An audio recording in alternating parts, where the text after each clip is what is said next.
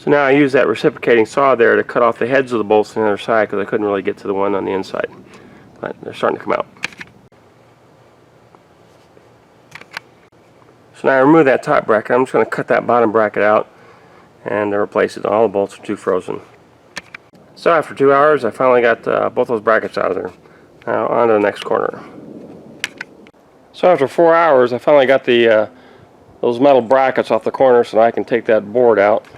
Here you can see that some of the nuts were so rusted and frozen on I just had to twist them off and broke them off the bolt there. So after 4 hours I was able to get those four corner brackets taken off. I can get that board out of there. And there you can see that board was about 6 inches too short right there. So get a longer board, put it in there, and be back in business. Since there's going to be pavers on the other side of this board I'm going to replace, I'm taking the opportunity to move that sprinkler head there, move them more to the corner. I think it'd be easier to get to it. There's going to be pavers on this side of that board there. And this guy here, I'm going to move him over to the corner there too. So now I got that board clamped into place so I get good alignment. The board's exactly aligned with the two other boards in the garden square, and I want to hold that in place while I drill the holes through those brackets so I don't have any movement while I'm drilling.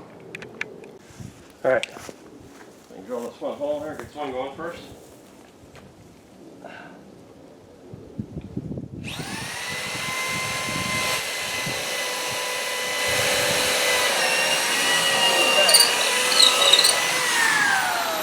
Alright, escape.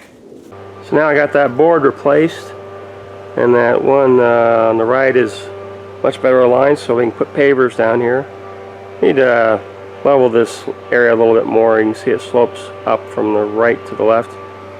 We're going to pavers here all in this eastern half of this backyard here. Help reduce a lot of dust and stuff.